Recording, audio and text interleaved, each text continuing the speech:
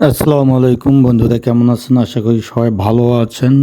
তো বন্ধুরা, ডক্টর ইউনূস একজন সর্বোচ্চ সম্মানিত ব্যক্তি হয়ে আবু সাইদের বাড়িতে এসে প্লাস্টিকের চেয়ারে বসলেন। সে সম্পর্কে বিস্তারিত থাকছে আজকের ভিডিওতে, এবং ডক্টর ইউনূস সম্পর্কে মোটামুটি A to Z থাকছে আজকের ভিডিওতে। এই জন্য ধৈর্য সহকারে পুরো ভিডিওটি দেখবেন। ভালো লাগলে লাইক দেবেন, শেয়ার করবেন বন্ধুদের মধ্যে, আর অবশ্যই আমার চ্যানেলটি সাবস্ক্রাইব করে অল নোটিফিকেশনে ক্লিক করবেন, এবং ফেসবুক থেকে যারা দেখছেন পেজটি ফলো করে পাশে থাকবেন পরবর্তীতে নতুন নতুন আপডেট ভিডিও পাওয়ার জন্য। তো বন্ধুরা, আমরা চলে যাচ্ছি মূল আলোচনায়। তো বন্ধুরা, আমরা ফিরে আসলাম মূল আলোচনায়। তো যা বলছিলাম, ডক্টর মোহাম্মদ ইউনূস। তো ডক্টর মোহাম্মদ ইউনূস বিশ্বের মধ্যে 60টি সেরা ব্যক্তির মধ্যে একজন। ডক্টর মোহাম্মদ ইউনূস জন্ম 28 জুন 1940। একজন সামাজিক উদ্যোক্তা, সমাজসেবক, নোবেল পুরস্কার বিজয়ী। তিনি 2024 সালে 8ই আগস্ট থেকে বাংলাদেশে অন্তর্বর্তীকালীন সরকারের প্রধান উপদেষ্টা হিসেবে দায়িত্ব পালন করেন।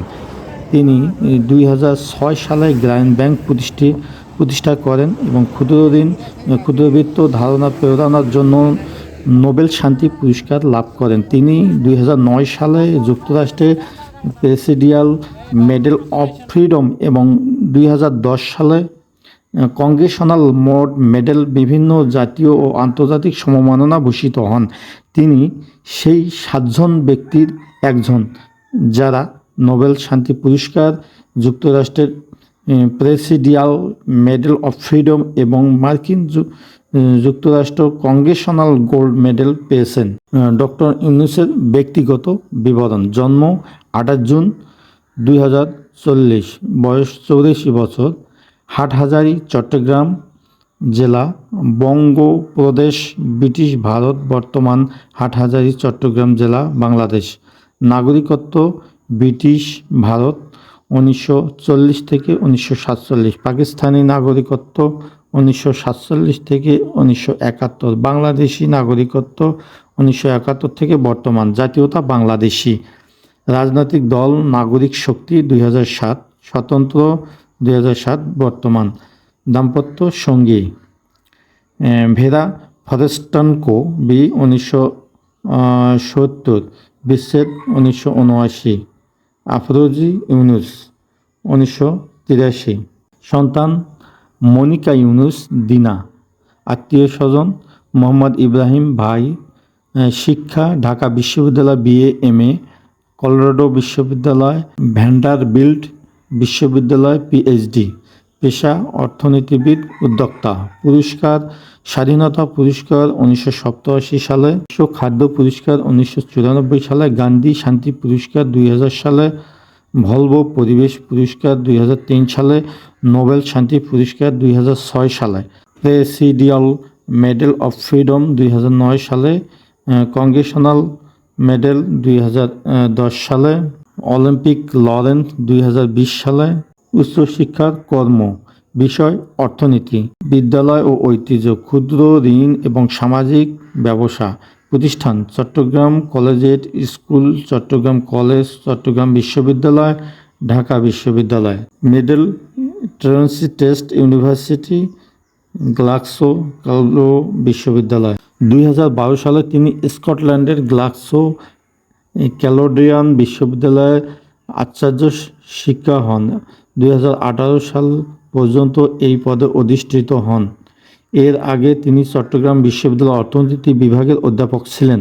তিনি তার অর্থকর্ম সম্পর্কিত বেশ কয়েকটি বই প্রকাশ করেছিলেন। তিনি গ্রামীণ আমেরিকা এবং গ্রামীণ ফাউন্ডেশনের প্রতিষ্ঠা বোর্ডের সদস্য, যা ক্ষুদ্র ঋণ এবং সহায়তা করে থাকে। তিনি 1998 থেকে 2021 সাল পর্যন্ত ইউনাইটেড নেশনস ফাউন্ডেশন পরিচালনা পর্ষদের দায়িত্ব পালন করেন। 2022 সালে তিনি উন্নয়ন আন্দোলনের জন্য ইম্পোর্টার্স তৈরি করেন এবং গ্লোবাল ইম্পোর্টার্স ফেডারেশন সাথে অংশীদারিত্ব করেছিলেন। 2024 সালে 5ই আগস্ট অসহযোগ আন্দোলনের ফলে সাবেক প্রধানমন্ত্রী শেখ হাসিনা পদত্যাগ করেন এবং 2024 সালে 6ই আগস্ট মোহাম্মদ শাহাবুদ্দিন জাতীয় সংসদ বিলুপ্ত করে শিক্ষার্থীদের দাবির ভিত্তিতে রাষ্ট্রপতি ইউনূসকে বাংলাদেশের অন্তর্বর্তীকালীন সরকারের প্রধান হিসেবে দায়িত্ব পালনের জন্য মনোনীত করেছিলেন। রাজনৈতিক উদ্দেশ্য প্রণোদিত হিসেবে দেখা শ্রম কোড এবং লঙ্ঘনের অভিযোগে পরের দিন আপিলে তার খালাস তাকে দেশে ফেরত আসতে এবং নিয়োগের সহজলভ্যতা করেছিল। তিনি 2024 সালে 8ই আগস্ট গণপ্রজাতন্ত্রী বাংলাদেশ অন্তর্বর্তীকালীন সরকারের প্রধান উপদেষ্টা হিসেবে দায়িত্ব গ্রহণ করেন এবং দায়িত্ব নেওয়ার পরে 9ই আগস্ট শুক্রবার তিনি প্রথম 1971 সালে শহীদদের স্মৃতিচারণে জাতীয় স্মৃতিসৌধ তিনি পুষ্পস্তবক অর্পণ করেন এবং একই দিনে 52 ভাষা শহীদদের প্রতি শ্রদ্ধা নিবেদন করেন এবং 10ই আগস্ট শনিবার যাকে না হলে দেশে দ্বিতীয়বার স্বাধীনতা হতো না, সেই আবু সাঈদের বাড়িতে রংপুরের পীরগঞ্জে জাফরাপাড়ায় এসেছিলেন 10ই আগস্ট 2024।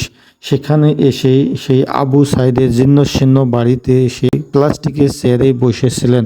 তো এমন একজন ব্যক্তিত্ব আসলে এই প্লাস্টিকের চেয়ারে বসে আবু সাঈদের বাবা মার সঙ্গে তার আবু সাঈদের অতীতের যে স্মৃতিচারণগুলো শুনছিলেন মনোযোগ দিয়ে এবং এক সময় সে কেঁদে ফেলছিলেন।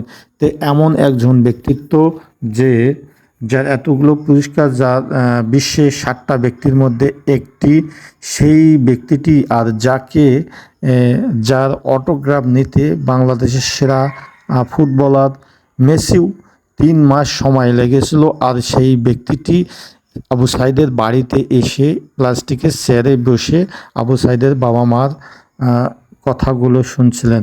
তো আসলে এমন মানুষ হয় না। তো আমরা আশা করব এনার দ্বারা বাংলাদেশটা আরও উন্নত এবং অর্থনৈতিক দিক দিয়ে চতুর্দিক দিয়ে বাংলাদেশটা আরও উন্নততর হবে, এটি আমাদের কাম্য।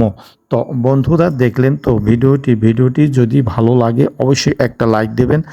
আর যাবার আগে আবারও বলছি, যারা এখনও চ্যানেলটিকে সাবস্ক্রাইব করেনি চ্যানেলটি সাবস্ক্রাইব করে ফেসবুক পেজটি ফলো করি পাশে থাকবেন পরবর্তীতে নতুন আপডেট ভিডিও পাওয়ার জন্য। তো বন্ধুরা আজ পর্যন্ত সবাই ভালো থাকবেন, সুন্দর থাকবেন, সুস্থ থাকবেন। আল্লাহ।